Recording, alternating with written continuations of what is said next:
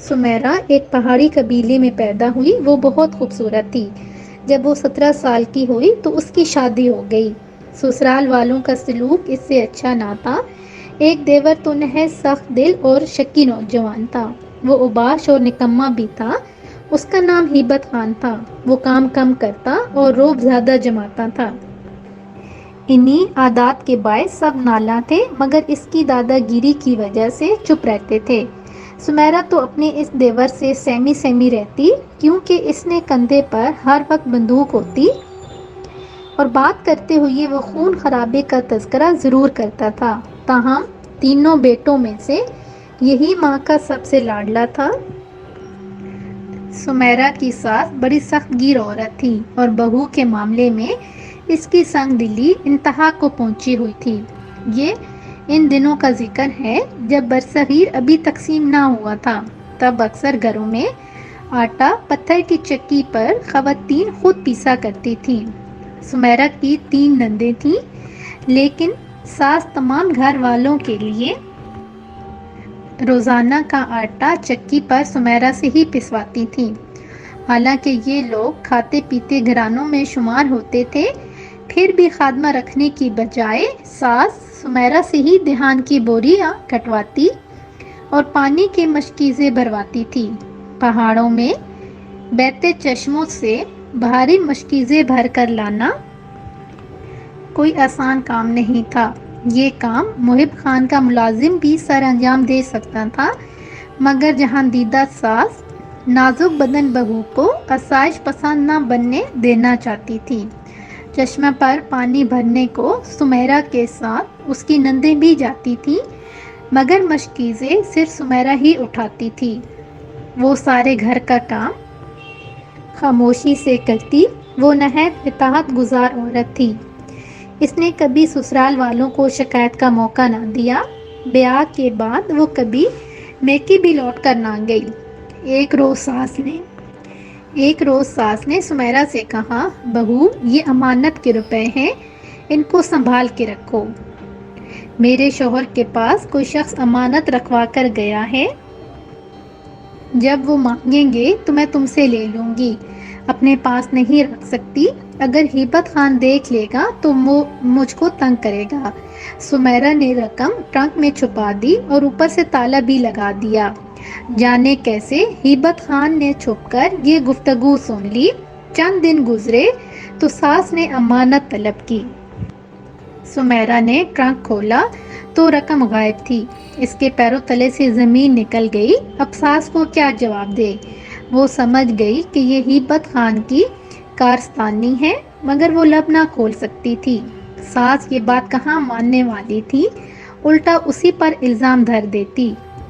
اس زمانے میں 150 کی رقم بھی 5000 کے برابر ہوگی، جبکہ ایک مکان بھی اتنی رقم میں مل جاتا تھا۔ سمیرہ کی سمجھ میں نہیں آتا تھا کہ وہ کیا کرے۔ گم سم ٹرنک کے پاس بیٹھی تھی، تبھی ساس اندر آ کے بولی، سمیرہ، وہ رقم اپنے پاس ہی رہنے دے، فی الحال تمہارے سسر کو ضرورت نہیں ہے۔ جس شخص کی امانت ہے اسے جمعے کو لوٹانا ہے۔ اس وقت تو مصیبت ٹل گئی، مگر رقم تو سمیرہ کو دینی تھی۔ تمام رات یہ بیچاری سوچتی رہی، شب کو نہ سو سکی۔ وہ کسی سے اپنی بتانا کہہ سکتی تھی۔ شوہر بستی سے باہر گیا ہوا تھا، میکہ دور تھا۔ شعیب خان یہاں ہوتا تو تب بھی کیا ہوتا۔ اس قبیلے میں ان دنوں عورت کی حیثیت مرد کی زرخیز لونڈی کے برابر تھی۔ شعیب خان پوری طرح ماں کے شکنجے میں تھا۔ وہ بیوی کی بات کب سنتا تھا؟ جمعے میں 3 دن باقی تھے۔ یہ سوچ سوچ کر سمیرہ کا جی الٹا جا رہا تھا۔ صبح سویرے 4 بجے بیدار ہونا اس کا معمول تھا۔ روزانہ کے لیے آٹا چکی پر پیسنا ہوتا تھا۔ آج بھی چکی پیستے ہوئے سوچ کی لپٹوں میں سلگتی رہی۔ دروازے پر دستک ہوئی۔ گھر کا ملازم بخت آیا تھا، جس کا سارا خاندان اس کے سسر محب خان کا نمک خوار تھا۔ اور یہ سلسلہ پشتوں سے چلا آ رہا تھا۔ ایسے چاکروں کا سلسلہ غلامی اعتبار کی زنجیروں سے بندھا ہوتا تھا۔ بہو بیٹیاں گھر کی چار دیواری کے اندر سے ہی ان کو کام بتا سکتی تھی، ملازم گھر کے اندر قدم نہیں رکھ سکتے تھے۔ بخت کی دستک سن کر سمیرا نے چکی کا پھیرا ٹھہرایا اور مشکیزے کو کمر سے اتار کر زمین پر رکھ دیا۔ وہ کھرلی کی بھیگی پرات اٹھا کر ڈیوڑی کے پاس لے گئی اور بولی، بخت جانوروں کا چارہ ڈال دے، پر ذرا ٹھہر کر میری بات سن لے۔ جی بہو بی بی کہیے کیا بات ہے؟ سمیرا بولی، اماں نے میرے پاس 150 روپے رکھوائے تھے، وہ کسی کی امانت تھے، میرے ٹرنک سے چوری ہو گئے ہیں۔ میرا زیور کسی سنیار کے پاس گروی رکھ کر رقم لا دو، ورنہ بڑی خرابی مجھ پر ٹوٹے گی۔ ابھی وہ اتنی ہی بات کر پائی تھی کہ کھٹکا ہوا۔ وہ جلتی سے ڈیوڑی سے ہٹتی ہوئی بولی، اچھا بخت تم اب جاؤ، میں کل صبح تڑکے سے پہلے زیور تمہارے حجرے میں پہنچا دوں گی۔ ملازم چلا گیا۔ وہ تمام دن سوچتا رہا کہ سمیرا بی بی مصیبت میں ہے، اب اس کا انجام نہ جانے کیا ہوگا۔ رات ہی بہو نے پوٹلی بنا کر زیورات گندم کے ڈھیر میں چھپا دیے۔ یہ زیورات اس کی ماں نے اسے دیے تھے، وہ ان کی بلا شرکت غیر مالک تھی۔ رات کے چوتھے پہر وہ اٹھ گئی۔ اس نے زیور کی پوٹلی گندم کے ڈھیری سے نکالی اور در کھولی، بخت کی کوٹری کو چل دی۔ دروازے سے اس کے حجرے کا فاصلہ 40 قدم ہوگا۔ گھر کی دیوار کے ساتھ یہ چھوٹا سا کمرہ باہر کی جانب بنا ہوا تھا، جس کی چھت گھر کی چار دیواری سے نیچے تھی۔ ساتھ ہی اس سے متصل جانوروں کا باڑا تھا۔ دیا بجھا ہوا تھا، لیکن صبح کا مکڑا رات کے گھونگھٹ سے جھلکنے والا تھا۔ تبھی رات کا رنگ پھیکا پڑتا جا رہا تھا۔ بخت جاگ رہا تھا۔ سمیرا نے اسے ہلکے سے در بجایا اور بخت نے اس سے زیورات کی پوٹلی لے لی۔ جب میرا بھائی آئے گا، روپے اس سے لے کر زیور چھڑوا لوں گی، مگر دھیان رکھنا اس بات کی کسی کو کانوں کان خبر نہ ہو۔ وہ جتنی تیزی سے آئی تھی اتنی ہی تیزی سے پلٹ گئی، لیکن ابھی گھر کی دہلیز پر قدم رکھنے نہ پائی تھی کہ ہیبت خان نے اس کو للکارا، رک جاؤ سمیرا، تم بخت کے حجرے سے آ رہی ہو نا؟ ہیبت خان کی آواز سنی تو اس کے بدن میں سنسنی سی دوڑ گئی۔ قدم زمین نے جکڑ لیے اور وہ جیسے پتھر کی ہو گئی۔ تبھی وہ گھوڑی سے اتر آیا اور بولا، بے غیرت، ہمارا بھائی گھر میں نہیں ہے تو کیا ہوا، ہم تو تجھے دیکھ سکتے ہیں۔ یہ سنتے ہی سمیرا نے ہمت جمع کی اور تیزی سے گھر کے اندر چلی گئی، مگر ہیبت خان جو اس وقت نہ جانے کدھر سے آ رہا تھا، بندوق تان کر خادم کے سر پر جا پہنچا۔ بخت بیچارہ جھولی میں سمیرا کے زیور رکھے نہ جانے کن سوچوں میں گم تھا۔ وہ یہ زیور اپنے دوپٹے میں باندھ کر لائی تھی اور دوپٹہ اب نوکر کی گود میں پھیلا ہوا تھا۔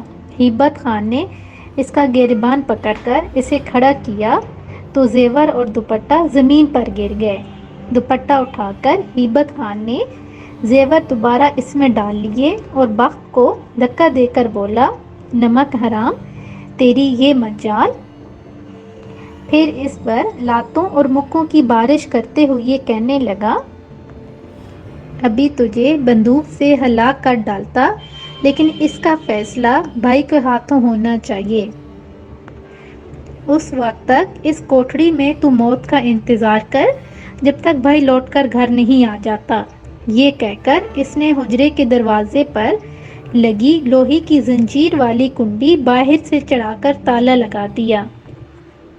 ادھر سمیرا جان چکی تھی کہ اب اس کی موت یقینی ہے۔ نوکر کی کٹیا میں قدم رکھ کر اس نے جو فاش غلطی کی تھی اس کی سزا اسے ملنی تھی۔ دیور نے اس پر بدکاری کا الزام لگا ہی دینا تھا، کیونکہ اس گھرانے کی عورتیں منہ اندھیرے یوں ہی گھر سے باہر قدم نہیں نکالتی تھیں۔ یہ بات بہو کو خوب اچھی طرح معلوم تھی۔ ہیبت خان کے پاس بھابھی کو بلیک میل کرنے کا پورا جواز تو موجود تھا ہی، شعیب خان یقین کرے نہ کرے یہ داستان اس کے گوش گزار ہونی چاہیے تھی،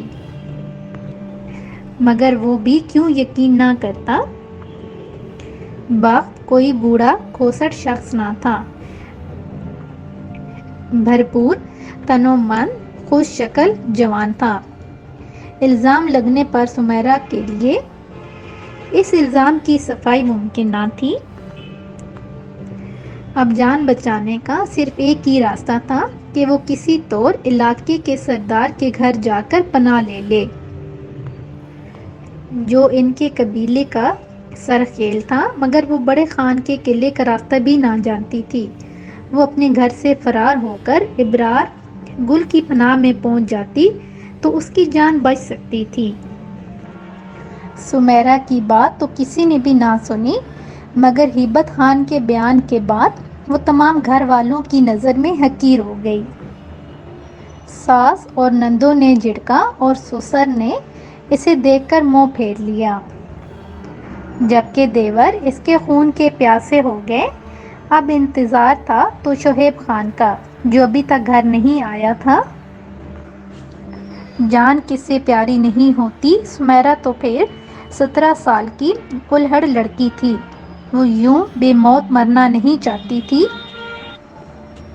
اگر شوہر کی خائن کرا پا جاتی تو رواج کے مطابق میکے والے بھی اس کو پناہ نہ دے سکتے تھے، اور سسرال میں بھی تو بس چند سانسوں کی مہلت تھی۔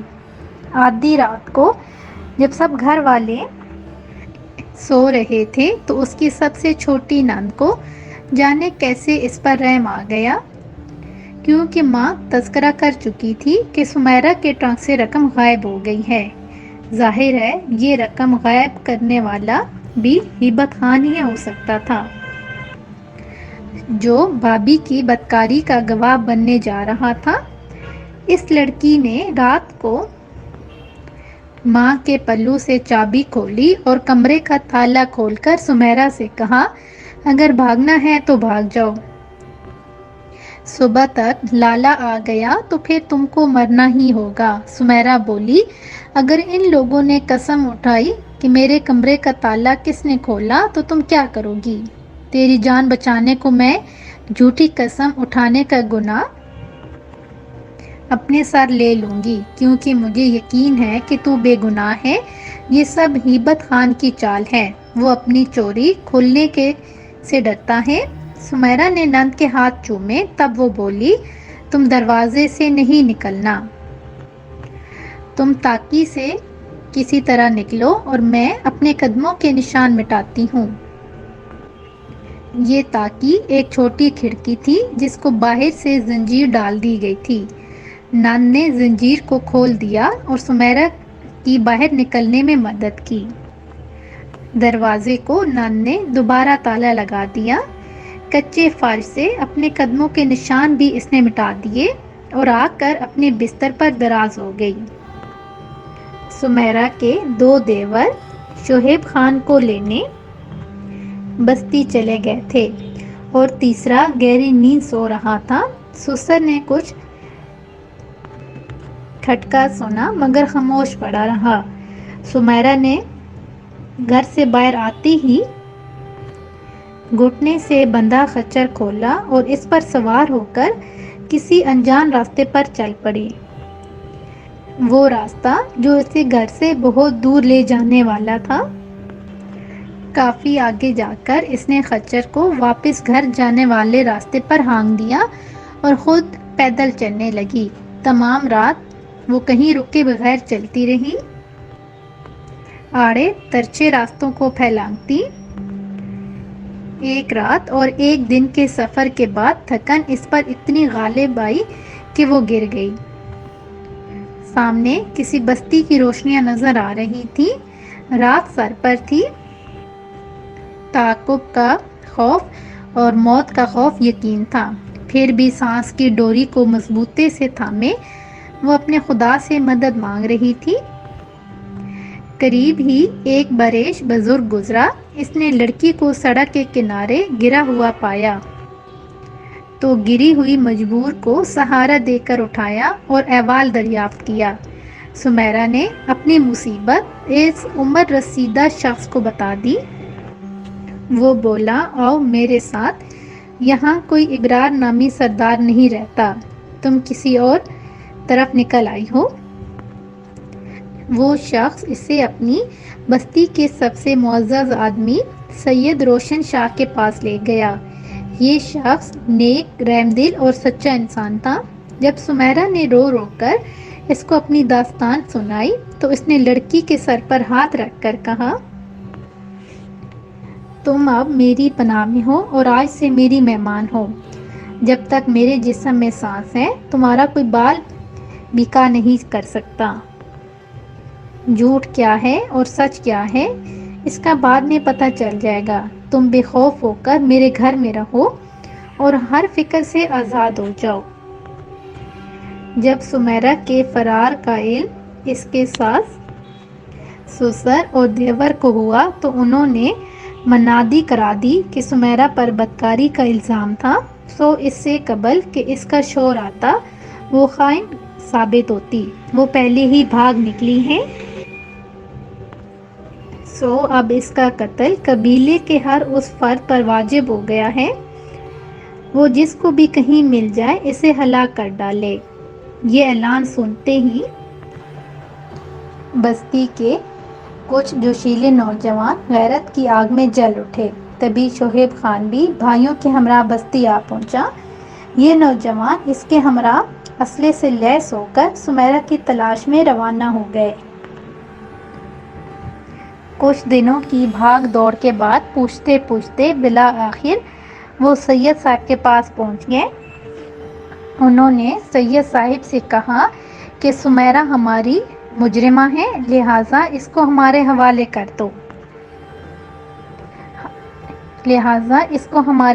کر دو، ہم اس کو اپنے قبیلے کی ریت و رواج کے مطابق سزا دے سکیں۔ سید صاحب نے ان کو بہت سمجھایا اور احکام خداوندی بھی سنائے، مگر وہ کسی طرح قائل نہ ہوئے۔ آخر اعلان جنگ ہو گیا اور دونوں طرف کے مرد کام آ گئے اور سید صاحب کے 2 ملازم اور 3 جوان بیٹے اس معرکے میں مارے گئے، مگر اس کے شیر دل آدمی نے سمیرا سے کیا ہوا وعدہ پورا کیا اور اس کو قاتلوں کے حوالے نہ کیا۔ بالآخر رہبر خان کو خبر ہو گئی، سردار نے مداخلت کی اور مشتعل افراد خچروں پر اپنی لاشیں اٹھا کر چلے گئے۔ جب سمیرا کو پتہ چلا کہ اس کی حفاظت کا وعدہ نبھانے کی خاطر سید صاحب کے 3 جوان لڑکے مارے گئے ہیں تو وہ غم سے نڈھال ہو گئی۔ اس نے سوچا کہ اس کو ابھی اور اسی وقت سید صاحب کے گھر سے چلے جانا چاہیے، ورنہ وہ لوگ اس کو حاصل کرنے دوبارہ آئیں گے۔